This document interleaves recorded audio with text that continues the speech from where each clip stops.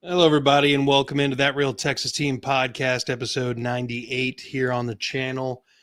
With me, as always, my resident co-hosts, Mike Sincere, a.k.a. Magic Mike, a.k.a. the Black Mr. Clean.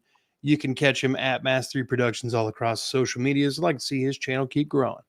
Do the same thing for our main man down at the bottom, Chris, a.k.a. Pac-Man Freestyle, a.k.a. Slim Chickens, a.k.a. the reason your mom's pregnant. You can find him at That's Crazy Podcast and Talk all across the social medias. Like, subscribe, notification bell, trying to get his podcast to grow. Do the same thing here. Check us out. Like, subscribe. We're trying to get in front of more Texans fans each and every episode. With that being said, gentlemen, we're coming off of a disappointing, which is almost underselling it, disappointing 27-19 loss to the Seahawks. Another one-score loss. Another offensive outing that made us want to put our heads through a wall. How are we feeling? Like shit. Shit. Yep, like shit, guys. I said it. I mean it. Ain't no other way to think it. Man, I don't know what the hell it was I watched. It got so bad. My wife said she was gonna stay up and watch it. You know, she went to bed, right? She said, "Fuck this shit, I'm out." She couldn't do it. Yeah. I stayed there, watched the whole thing, and I think the correct term is a masochist. That's how I felt. Like I'm just hurting myself. This is hurting my eyes. This is hurting my brain. Bro, I have seen 11-year-olds on Madden call a better game than that. Yeah. Yeah. A lot of missed opportunity drives. Chris, how were you feeling? Well, I mean, obviously upset, but I am not surprised at what I saw. Because for one, so like I don't know what it is. It seems like no matter who plays the Texans, everybody looks horrible. And I'm talking about the Texans and whoever they're playing. These games are terrible. Every single one of them, they're all terrible. I don't know what kind of bad juju or whatever the Texans bring with them when they walk into the stadium, but they bring enough to affect both teams. And it's just it is just getting ridiculous. It's just getting ridiculous. I don't understand because I see the score. What was it? 27. It's 27-19. Yeah. Seattle wasn't great. They scored 14 points on short fields. Well, I think they had a long drive, the second drive, I believe, but the first drive was on a short field, and I didn't think they were good. Obviously, they weren't. Goddamn sack, fumble, touchdown in the end zone, and should have had another sack. Like there should have been so many safeties in that game. It's ridiculous. Yep. I've never seen a game where these would be safe. They should have been out.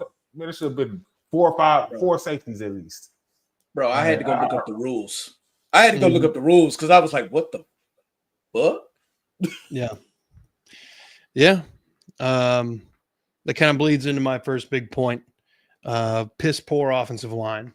And at this point, at this point, it is Cole Popovich. It is Nick Caley. And then it is the offensive line.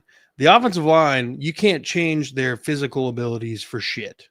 And it's your job as a coach to understand what they can and can't fucking do. And when you, as a coach, don't properly evaluate either A, what is happening in front of you, or B, what you have already seen before out of your own players, then we're in a deeper trouble. It's bad coaching. The scheme is not being taught right or whatever, at whatever tier. And then on top of that, you add in that this is the first year that CJ Stroud has had complete control of pass protection. And he's missing very, very, very, very obvious safety blitzes, just allowing free pressure all the time. It is a fundamental problem with the offense that is deeper than anything I've seen in a while. The offensive line, Ursreed looks lost. Oh, he's Fucking terrible. Oh my yeah. God, he has been terrible. Ed Ingram, who was rated, the top guard, right guard in all of football, apparently. I guess he had a come back down to the average game because Leonard Williams moved that man faster than anything I've ever seen. Ed Ingram was basically turned around in the backfield and watching I think it was Woody Marks or Nick Chubb. No, it was Nick Chubb get absolutely swallowed for a 3-yard loss. Pause. He was just like us. He was watching football. He watched the game just like we did. Like, what the fuck? It was like the Jake Andrews stepping on CJ Stroud's foot and then CJ just laying there. And then my immediate thought was, wow, this is kind of what happened to Trevor Lawrence. And then the commentators said the exact same thing. And then he just laid there. And then they said, well, when Trevor Lawrence did it, he got up. Yeah, he got up and he scored a touchdown. I was like, son of a bitch. Fellas, I don't know if you're aware, but when we drafted CJ Stroud, I was very anti CJ Stroud. I didn't want to draft a quarterback at all because the offensive line was a problem. We draft CJ. And by the way, the biggest part of my reasoning for not wanting CJ Stroud was where he came from. Ohio State. Never had a good quarterback ever. He is the best quarterback Ohio State has ever put into the NFL as far as translating to the NFL. And it's not like at this point people haven't adjusted and they know what CJ Stroud's about. People have him pretty well figured out. He's kind of looking like just an average guy.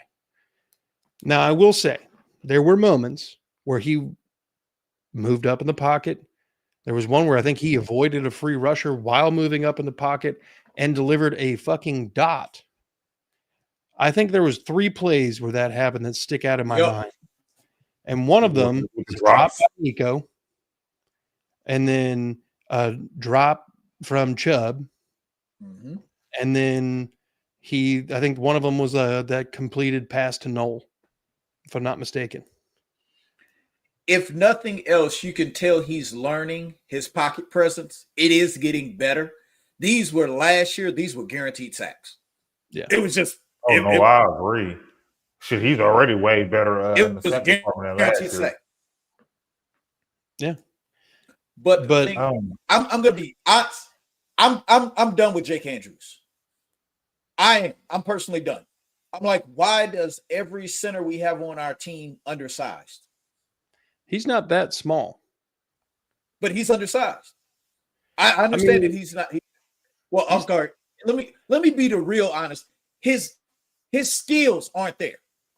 Oh, It's a reason we were able to pick him up for like nothing. Well, prior, I think including this season, I think Jake Andrews has played in a total of 7 NFL games. So he is very much still a rookie. He might be 24, 25 years old, whatever it is, but he's still a rookie. And the fact that this guy has such little experience and they trust him more than Jarrett Patterson, who's even smaller than Jake Andrews, and is a bigger liability in the run game. We're kind of like, this is about as good as it's going to get unless we trade for somebody. And it's not like you see a lot of centers getting traded mid-season. So one guy that I know that might be available, and I'm just not entirely sure on him either, but I'm like, it ain't working with what the fuck we got. Let's keep it real. It's not working with what we got. The personnel's a problem, but I think, even if you got a half-ass average group of dudes in there, the scheme and what we're doing is still not up to snuff. I don't think Kaylee's capable of doing the job. I did when I watched the game, I kept note of all the opportunities that the offense had to score any points. And that, for me, that the beginning line on the field for that was like the Seattle Seahawks 42. If they crossed the Seattle Seahawks 42-yard line, I felt that they were in field goal range. Yep. So if you guys want to take a stroll down memory lane with me for a second, there was a 4th and 15 where we went for it on 4th and 15 and had no other plan other than trying to go for it on 4th down, even after getting sacked for a big loss.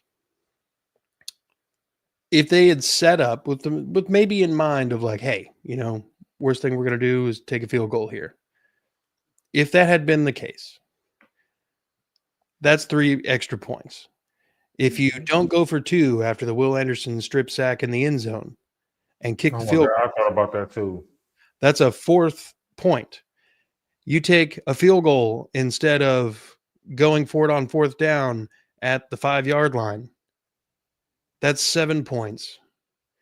You add in that late score that we did with like 2 minutes left. And that's where you go for 2. And either you tie the game or you're down by 2 points at the point where, the defense fucked it up because Tim Settle wanted to jump on the pile. Oh. And then before that, even, it was fucked up because Kaimi Fairbairn didn't kick the fucking ball out of bounds. Now, and D'Amico said on that one, that was what was supposed to happen. He was supposed to kick that out the back of the goddamn end zone, and it just did not happen. It's the only time I've ever heard him throw a player under the bus, which lets me believe him. It makes me believe it. I don't buy that because he defended Shaq Mason until he was blue in the face, and Shaq Mason was a fucking turnstile. He defended Kenyon Green until he was blue in the face, and Kenyon Green was a fucking turnstile. I think that D'Amico was mad about that going down on the field the way it did, but ultimately, I think there was 2 unnecessary roughness or personal fouls, maybe 3, where if somebody's just not a fucking moron, then, the defense gets off the field. Immediately after Azeez is called for the unnecessary roughness penalty on his tackle on Sam Darnold way out of bounds, immediately after that, they throw a touchdown to JSN. JSN's touchdown is the touchdown where he like dunks over the fucking field goal. Yeah. And I know his little ass can get up there like that. There was a penalty for that. And D'Amico, rather than enforcing it on the kick, says, fuck it, we'll do it on the extra point. Which still makes it an easy extra point for any kicker in the NFL. Yeah. So, I was wondering what happened there. I guess I kind of checked out after the dunk thing. I don't know. I was extremely tired and I was getting extremely irritated because now when they showed the replay and I honestly believe that even if it was in the field of play, the way it looked the first time when they showed it on replay, it didn't look as bad. Although I still think it warranted a flag just because he was out of bounds and just the type of thing it was. I feel like they would throw the flag had he did that in the field of play. I'm going to be honest. They would have. It's just the way it looked. If they would, I think they would have called a slightly different flag. I think if it wasn't like if it's still going to be unnecessary roughness, it'll still be unnecessary roughness. Well, I think it would have been quarterback. You know how they do with them. I know. That's what I'm saying. Is like if it's in the field of play, I think the reasoning behind the flag is different. So they threw the flag because he landed on Sam Darnold with all of his body weight. I ain't gonna lie, the way it looked when I saw it, it looked like the first time, it looked like he slammed him on the ground. And then when they re-showed it, you see him going on top on the body weight. But I swear, when I saw it in real time, I thought he slammed him. It was like he picked Sam Darnold up and threw him on the ground. Sam Darnold was like, I didn't even realize we were out of bounds. So that could be a possibility that Azeez did not realize that they were out of bounds. In that case, in that case, the quarterback of the defense is, not very aware of his surroundings. And if this was the only incident of him doing something fucking stupid to the detriment of the team, I would be inclined to believe that. But like the thing is, his background, his record makes this. Oh no, it kills you. Oh no, I didn't believe what I said, but I have to put that out there because you're right. Darnold did say that. Aziz being an idiot is so old now. Like, how are we not issuing fines as a team for false starts or unnecessary roughness calls that are completely under your control? Like, maybe Aziz didn't know that he was out of bounds or whatever. Cool. But you're still dealing with a quarterback, knowing the NFL is what it is. Oh yeah. I think it'd have been a flag either way. That's why I was saying. I said it before because I've been in that situation. I stopped playing linebacker a while ago in my career, but I know what happened in his head. And I said it when we were texting back and forth. I remember I said, Sam Darnold tried to truck him, and it just didn't work out the way he planned. But when somebody tries to run you over and they have no business trying to run you over, what does it do? It pisses you off. Yeah. And that's actually what it looked like happened. Aziz got pissed. This motherfucker just tried to run me over. Yeah. And he looked like he slammed the shit out of him. Yep. That's why I was like, shit. Mm-hmm. You tried the wrong person, Sam Darnold. Yes, you did. All right. So, question: are we gonna stick on defense or? We can stick on defense for a second. I'm only asking because we might as well, if we're gonna talk about somebody hitting Sam Darnold and it actually meaning fucking something. How about we talk about Will Anderson, who I thought was gonna get a safety? I was yelling safety, mind you. I'm yelling safety, and then I see the ball come out because I know at least it's a safety. I know it's at least a safety at this time, and I'm excited, and I'm like, what the hell is going on? And I'm like, this game is terrible. But it like I say, the defense I thought was besides the Aziz thing, and people were like, man, Derek Stingley was getting tore by JSN. Everybody gets tore by JSN. So what, I'm not. you know what makes that even crazier about all of that is the fact that y'all know JSN was almost a fucking Texan. Yeah. How did that happen? I did not know. We had an opportunity to draft JSN. Yeah. Because what is this? This is because he came in with CJ and them, right? He came in the year after. Y'all see this comment? Ed did a great job playing left guard on Monday. Okay, so hold on, man. Oh my god, and we gotta go real quick, man, because he brought that up, and not just Ed Ingram. Can somebody please explain to me why we got 3 offensive linemen covering one person? And I saw it multiple times. I didn't just see it once. I saw it multiple times. Bro. That's why you got CJ with all these free running. Okay, so CJ has been, even though his completion percentage is really good, CJ has not really been all that good. But his line, the line, I don't care what anybody says. I've seen people say a lot of credit this year. We can't blame, because of his offensive line being so bad, we really can't blame all of this on CJ. We would love to, but we can't. But there's a lot that happened. Okay, so the only thing I really want to blame CJ for that night, the other things I feel like were out of his control, because I saw a bunch of drop balls, I saw a bunch of calls, I saw a bunch of I don't know, Brandon. I don't know. I saw a bunch of offensive line not knowing what they were doing. Yeah. The thing that bothered me most about CJ was that what everybody thought was a safety. I don't care who you were. Everybody, if you were a Texans fan, you were like, oh, this motherfucker just caught us a damn safety. That's what I was mad about, because I feel like either So you I you feel probably like he should have tried to throw the ball, at least tried to throw the ball away, even if he'd have got a grounding. so It'd you have been the probably same don't want thing. you probably don't want to hear this stat then. Y'all know CJ Stroud leads the NFL for lost yards on the sack. Yeah. Yeah.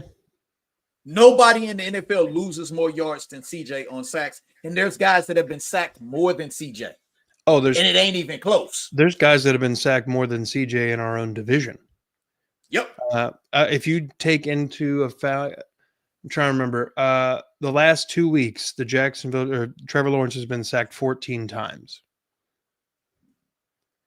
7 a week. 7 a week. Cam Ward has been sacked 8, 9. We're one less game. We're one less game than a lot of these teams. Yeah. And it's CJ by a lot. Like it's not even the difference in the numbers is almost twice as much. He runs away. Like when he feels the pressure coming from behind him, he runs away from it and right into the arms of the opposite edge rusher. The few times that he remembers, oh yeah, step up in the pocket. That's where Looks he's great. Finding open receivers. Yeah, like because I ain't gonna lie, that one Nico drop, which I feel like had he caught that might be a tutty.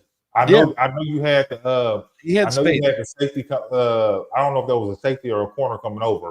I feel like it was a corner coming over. But you think that one was bad? Look at the one with Chubb. There was nobody for like 5 yards around Chubb in every direction. I also think that CJ didn't throw that great of a ball either. When you see the replay, Chubb damn near had to make a one-handed catch to catch that one also. That's another. CJ Stroud came into this league as like highly touted accuracy quarterback. Last night, Monday night, there was none of that. That was gone. Out the window. There were a lot of uncatchable balls. He threw a lot of shit in the dirt. I think some of that is just to get the ball out of his hands because he's under pressure. But good God, this was about as pitiful of a performance as you could possibly give if you're CJ Stroud. Wasn't it 23 for 49? Oh yeah, like I said, he by far he wasn't good. And like I say, I think I'm still, and it's just a lot of it is if you think about it, this started last year when he realized his offensive line isn't good. And then this year I think that this year he went into the first game thinking that his offensive line was going to hold up for him. And they did not. They did not whatsoever. I'm gonna tell you something that I know from experience. And y'all, when y'all hear me say it, it's gonna make sense. That comment. Yeah. Yep. I completely agree. That's how you beat a quarterback. We can see that his offensive line can't block, right? Yep. How do you think it feels to be standing behind that offensive line? CJ has known much sooner than we did that his offensive line couldn't block. Oh yeah. Oh yeah, like because they are terrible. He practices every week against Danielle Hunter and Will Anderson. You think he didn't know his offensive line couldn't block? Man, his offensive line, no, they can't block. And it's crazy because like I had and I'm not saying he's not going to get better. I had high hopes. I know we pivoted off of Will Anderson. We're going to get back to that. But I had really high hopes from Ursary just to be serviceable, and he's not even that. Like he's not. He is bad. But it's. I'm not going to say it's fixable, but there's a way to scheme around it because we did it against Seattle. When was CJ at his best? When he was on the move, right? That's always when CJ's at his best. No, but that's when the offensive line can't get exposed. You boot him to the left or boot him to the right and make a quick decision. Yeah, it's why Dalton Schultz had 96 damn yards. I know. Yeah, and 9 catches. Dude, is he back? Is this connection? Now, he was limited in practice this week, but is this contract year? Is that what this is? Is this no, I think he still got another year. It's a void. He has no more guaranteed money. This is last year guaranteed money. The thing is, I don't think it's because it's a contract year. I think Nick Caley does know how to scheme for tight ends. I think that's part of the problem why our offense is struggling. Because he had this plan for 3 tight ends that could all play, right? Yeah. How many tight ends does he have that can actually play now? Yeah. One and Harrison Bryant. Yeah. Harrison Bryant was grasping for straws. Yeah. That's really what Harrison Bryant was. Hey, Harrison Bryant got lucky that everybody else got hurt. No, he was going to make the team regardless. Oh, I'm not saying he wasn't going to make the team. That's the only reason I feel like he sees the field at all. Everybody else literally got hurt. Even if we released them, everybody else literally got hurt. If Jakob was still on the team, he'd be playing instead of Harrison Bryant. Yeah, if he was healthy. He got hurt. Yeah. And Jakob's a fullback. Yeah. Brandon says first rounders are normally the only plug and play tackles you can put in there. Everything later needs more time to develop. You're not wrong, but they weren't aggressive in the draft to move up and pick somebody. They didn't. Who they wanted was gone already. That's why. What I'm saying is more of like they could have moved up. The Jags were hella aggressive and got Travis Hunter. Maybe that's not working out for them, and maybe to the degree they thought immediately. But it was a reach. It was a reach. But regardless, there would have been no way I'd have gave up with the Bears, and instead of letting them take Colston Loveland, you move up and you take what was that guard that the Cowboys drafted or Booker? Yeah, Booker. You could have taken him. And I'm not going to say Gray fucking Zabel. Gray Zabel, who played pretty well last night or Monday night. We would not be having these issues with left guard if that was Gray. No. Imagine what our offensive line would look like with Gray Zabel at left guard instead of the artist formerly known as Juice. But who's going to be? So, but that means that we kept Cam Robinson in. Why? Why we would have kept Cam Robinson? Because we wouldn't have Ursery. We wouldn't have drafted him. I would start Dowdle. Yeah, I would too. Dowdle's been on. Dowdle's been on a run. Literally. Jalen Noel looked electric. Anytime they got the ball into that man's hands, that amazing catch right before half to set up the field goal, the rest of the game.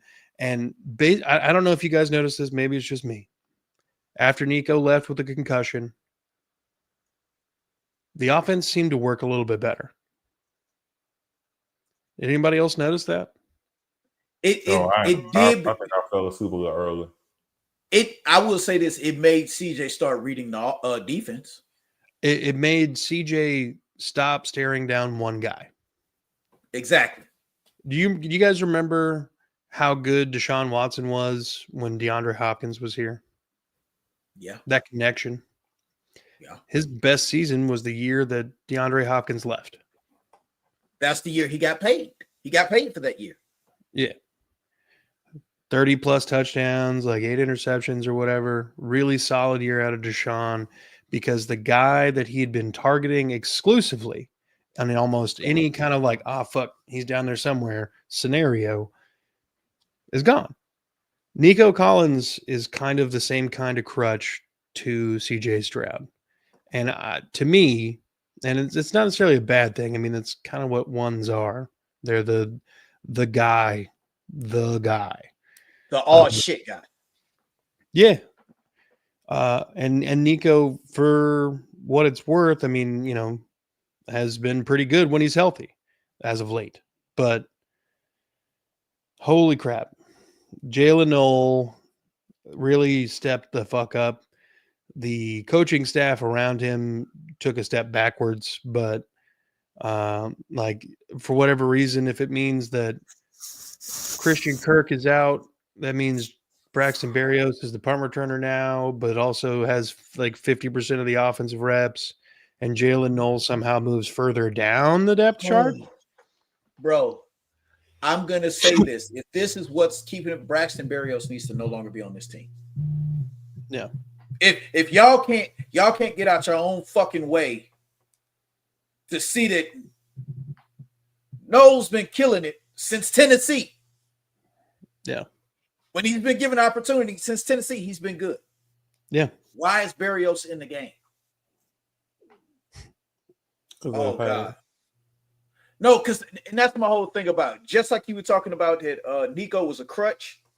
Do y'all remember how much better CJ was when Tank and Nico was out there? Yeah. Because yes, Nico is a crutch, but you know what? Tank's my boy. I gotta get Tank the ball too. I don't give a damn. Nico's Nico. Nico's always gonna be Nico, but Tank's my boy. He gonna be at my house after the game, and we're gonna be playing video games together. Yeah. Yeah. No, I mean, you're not wrong. But I think the Christian Kirk experiment has not worked. I think Braxton Berrios is not it. I think this team is scared to put rookies out there, but I have a feeling, unless there's a miracle with Nico Collins, we're going to be seeing Jaden Higgins and Jalen Noel and Braxton Berrios and all those dudes. So Next who week. who is going to be wide receiver number 1 if there's no Nico? Higgins or Xavier Hutchinson. It might be Hutch. It might be Hutch. You're not wrong, Brandon. That's what I'm saying is like young quarterbacks, they find the most elite pass catcher on their team, and that is the guy. They fucking dump it off to that guy. For the most part, it's the 5-yard out to the tight end, the little dump off thing that Dalton Schultz made his money on on Monday. The little dump off passes. But your wide receiver, like that. They couldn't stop it. And I'm sorry to interrupt. Can somebody please explain to me why we ran the exact same run play twice on 3rd and 1 and 4th and 1? Can somebody please explain that to me? I'm still waiting on an explanation. I swear it was the exact same play. It was. I was seeing things. Do you know I'd have been perfectly okay running that same play if British Brooks was the guy we ran it with? I would have been more okay with it on 3rd down if they ran it to the right instead of the left. All the way there. But the thing about it, our smallest running back. Our smallest running back is the play we ran it with. What the hell? Why did Chubb not get that kind of? That's literally why his big ass is here. He's got tree trunks for thighs. We're sending fucking Woody Marks out there on 3rd and 1 and 4th and 1. Bro, to go left where literally the side that Juice got benched on and Ursari's not like, why are you going left and there? I'm not saying that right would have been so much. Nah, fuck that. Titus is on the right. I believe in Ed Ingram more at guard, even though he hasn't been great. I'm not gonna sit up and say he's been great. I believe in him more at guard, right on the right guard side over there with Titus than I do with a rookie. And I don't know, Lake and Juice Lake. I don't know what the Juice World. What we doing here? Curtis already said it. Ed Ingram came back to earth, but do you know him coming back to earth still makes him at least average? That's what I'm saying. Like Tytus Howard is still above average right tackle. Ed Ingram is an average. Ed Ingram is an average right guard. Your left guard, we don't even know who the fuck's in there.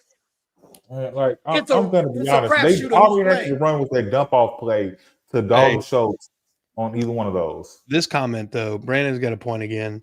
Why is this the week we leave Trent Brown in Houston when we need to convert 6 inches at the goal line?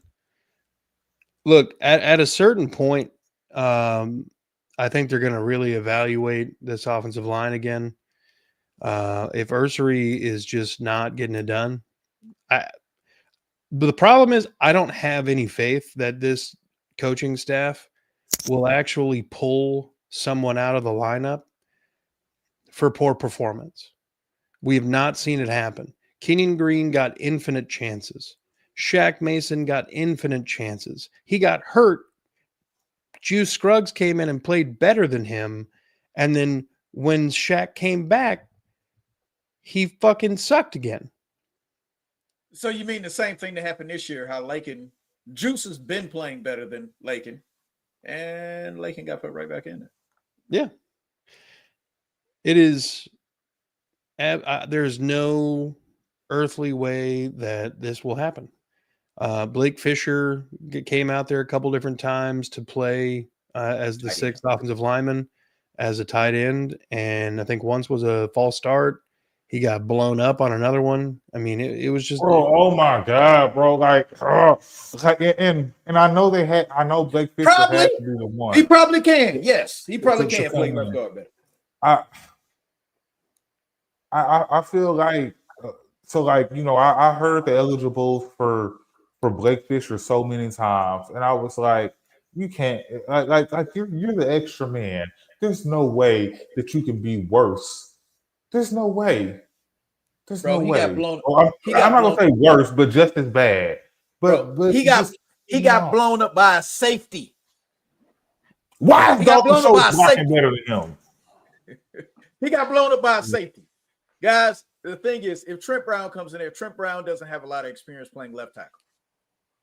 Means that he's going to play right tackle. And he does. He plays. He has some. He's had some. Played like a whole season as a left tackle. Won a Super Bowl that year. It's Tom Brady. I mean, valid, but also like it's happened. I'm not saying that you put him in at left tackle and we're bound to the Super Bowl. I'm just saying like he's done the thing. Could Mekhi Becton have played left guard? Could we run it 6 inches behind him?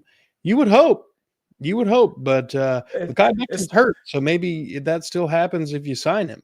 You know what I mean?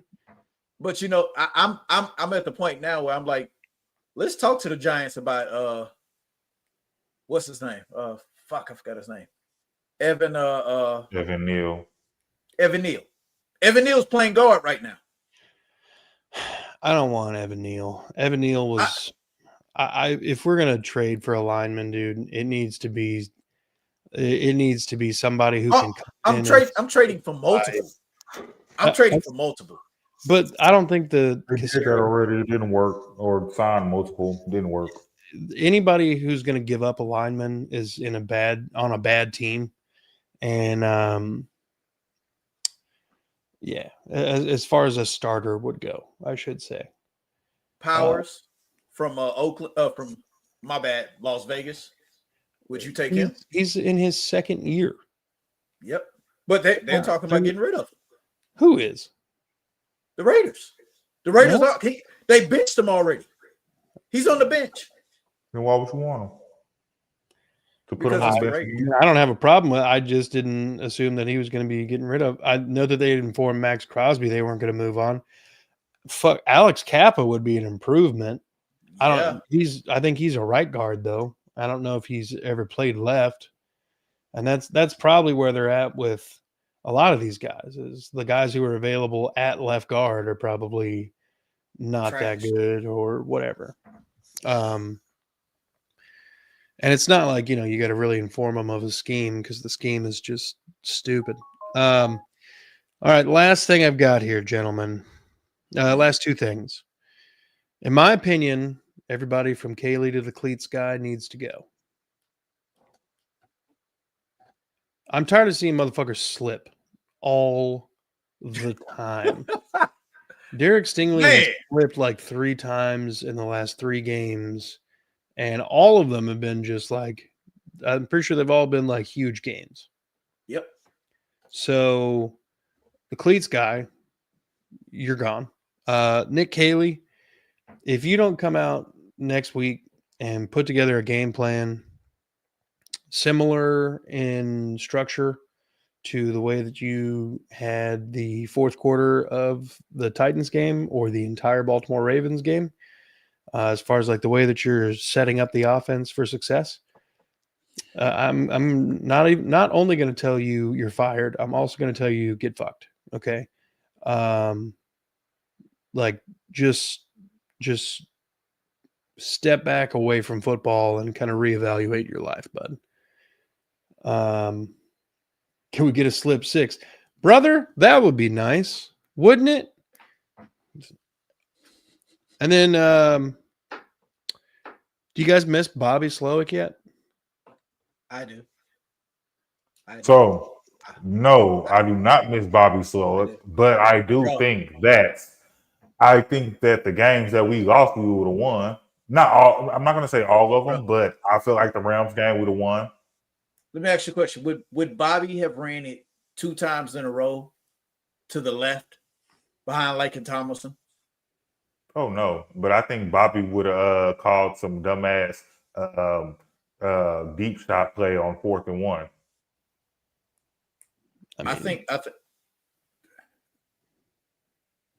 but anyway, so like as we're speaking, about but that was my only thing about Bobby that I feel that I might miss him, because I felt like they would have put up some points at least in the first couple of quarters, and the defense would have held their own. But I personally think Bobby wouldn't have came back as bad this year as he was last year. Look, I don't think Bobby would have quit for shit. After that first season when there was like, oh, is Bobby Slowick a head coaching candidate? He's still chasing that. I think that's still the end goal for him. He's going backwards right now. He is, but he's got to rebuild the name, I think. Okay, that's another thing. Okay, so like I know, and so like for some reason, number one, like when we talk about, I agree with you, Curtis, on the Ohio State quarterbacks, because I swear none of them know how to read defenses. But that's besides the point. I'm not gonna get into that right now. I don't care. My point about it is, okay, so CJ is supposed to be having control of the line, and he control of the coverages and things like that. So like, can he audible? It didn't look like it. I'm not trying to. I'm being extremely okay. So like, let me be clear when I say this. When I watch other quarterbacks that have control of their line and they're audible, and I know that they're audible, you just know. I can't ever tell. I can't ever tell. It looks like whatever play that he is sent out to use, he uses that play. I don't ever feel like man, I don't know. I will tell you this: if this is truthfully the New England type offense, y'all think about it. Tom Brady yelled a whole lot of things when he was out there, but you didn't see his receivers and tight ends move around. There's multiple plays called from that formation. Well, I don't know. I guess CJ just ain't loud enough. I know he's out there audibly in Seattle. Oh yeah, it's loud as shit. CJ is out there audibling, but he's not having the tight ends not moving. There aren't guys moving around. That's not that type of shit. It means that, hey, we had a pass play booting out to the left called before. Man, they look like they finna come. You know what's the problem? It needs to be that type. Okay, so like Curtis, when you speak about, and like I want to talk about Will Anderson so badly, but the offensive line is terrible. Curtis, when you speak about scheming for the offensive line, goddamn, some motion, like anything. Like you talk about people not moving. Like, can we get some motion or something in? Like, I'm not saying they didn't do it, but like I feel like they need to do a lot of motion. Move people around, have the defense on their toes, because your offensive line ain't it. Like that's what you like. And coming from a person who's never played football, but I ain't no damn idiot. I got to do something. Mm-hmm. I saw a screen pass thrown to Braxton Berrios. Yeah. There's a lot of dumb shit happening out there.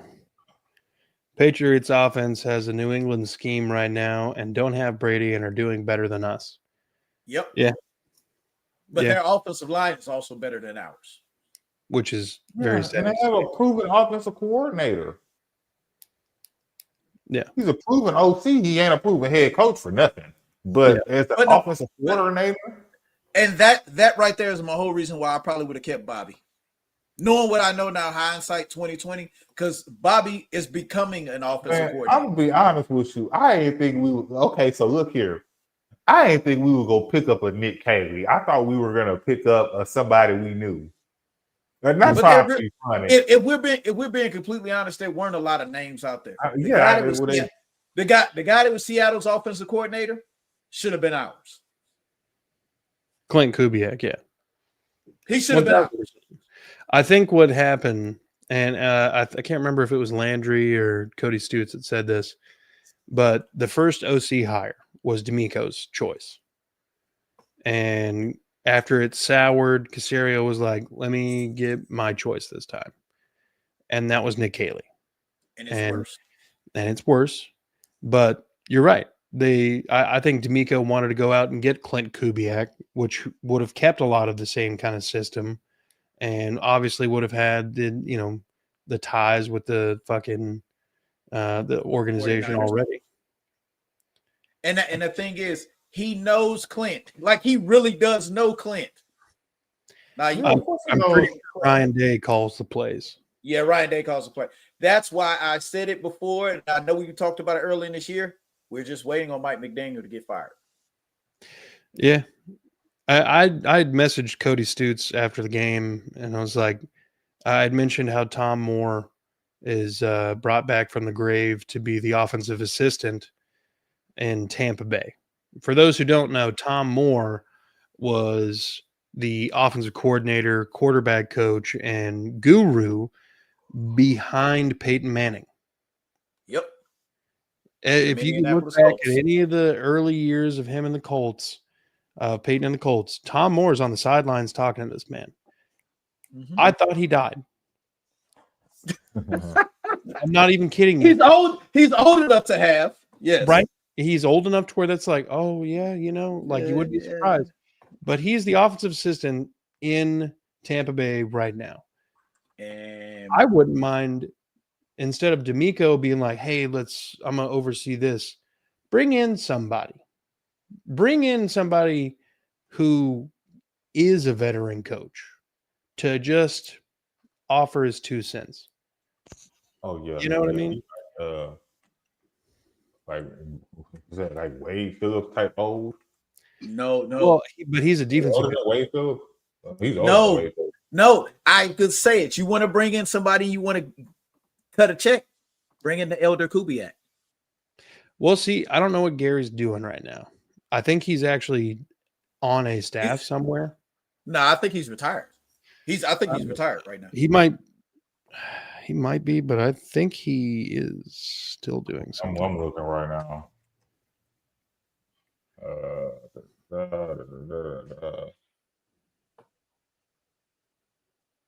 Damn, he's only 64?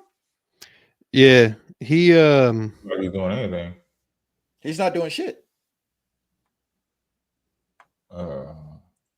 He's retired. Yeah, so he retired. He's a football advisor. What? No, yeah, he's a personnel advisor to the Broncos. Well, and he served as the assistant head coach / offensive advisor for Minnesota from 2019 to the present. No, right now he's the coaching advisor for the Panthers Roar Claw. Yeah, that's what I see. The Panthers Roar Claw thing. It says I don't even know that he was announced as head coach for the 2025 Polynesian Bowl. Yeah. Yeah, he's in Hawaii. Yeah, it said he retired from his role as offensive coordinator for the Minnesota Vikings in 2021 after a long. Yeah, he said it says since 2022 he has been a football advisor for this European football team. Interesting. So to a point, we can call him. Look, I know that you're right. He's probably not going to be excited to see the Texans call him. But we said that about D'Amico too. Yeah, we did say that about D'Amico. And wasn't Gary D'Amico's coach? Yep. And I say if anybody makes that call, let D'Amico make it. And the problem is, I think D'Amico's got too much Mike Vrabel in him. Mike Vrabel, why did Mike Vrabel get fired? Can you guys answer that question for me? It's not as simple as losing games. Nope, he wouldn't change what he wanted to do. It's my way. It's my way. It's my way. It's my way. It's my people.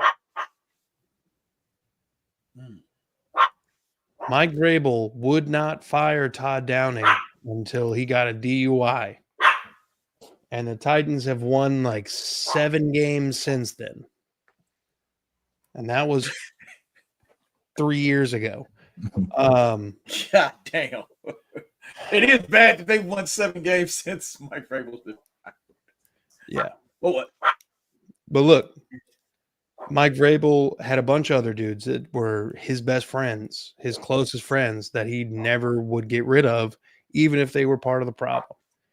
And that's why he got fired. I'm not saying that D'Amico's on a hot seat, but I think D'Amico holds people too close when it's like he's not afraid, or he's afraid to make changes. And that's, in my opinion, I think what's going to be his undoing. And again, I liked the idea of a D'Amico, but I wanted an offensive-minded head coach. If we're going to draft a quarterback, why in the world would you not want an offensive-minded coach to be the person in his ear rather than having to change the offensive coach every year or two? And that is still the same way that I think about it, but I'm like, our options of an offensive head coach, they weren't great. Yeah, they weren't great. And I know that year wasn't particularly great. I mean, that was Shane Steichen and the other guy was Jonathan Gannon, but he was a defensive coach. Yeah. We did. You got to remember, at one point we talked about running it back with Lovey instead. And we also entertained the idea of hiring Josh McCown. Don't bring that up. Don't bring it up. Look, he's a quarterback coach right now for the Vikings, if I'm not mistaken. Which is still and I feel like he's doing, if I remember right, he's doing quite well. Yeah. So it might happen in the near future. But look, gentlemen, I think this is a good spot to go ahead and wrap it up. You know, it's already Wednesday. We're bleeding into Thursday. Next time we all see each other, we'll be talking about the 49ers, and we'll be talking about ways we can try to beat this team, because this is a very, very hurt and banged up team. They keep winning for some reason, but you know. Well, I mean, I think that's the coaching. I mean, they brought Saleh back, and they've got fucking Shanahan, and this is solid. This is solid. Their defense is playing above their paper.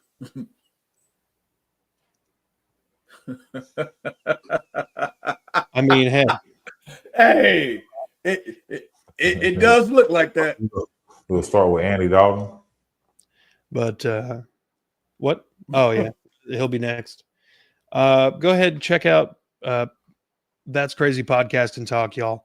Like, subscribe, notification bell down there. Let's support our main man, Chris. Do the same thing for @Mass3 Productions all across the social medias. Like, subscribe, notification bell. And then here on this channel, we're at 325 at the time of this live stream. Like to see those numbers keep climbing. Folks, be good people. Go Texans. Fuck the Cowboys. And the Colts. And the Titans. And the Jaguars. The Jaguars. Those get thumbs down. Yeah. Boo hoo hoo. Right.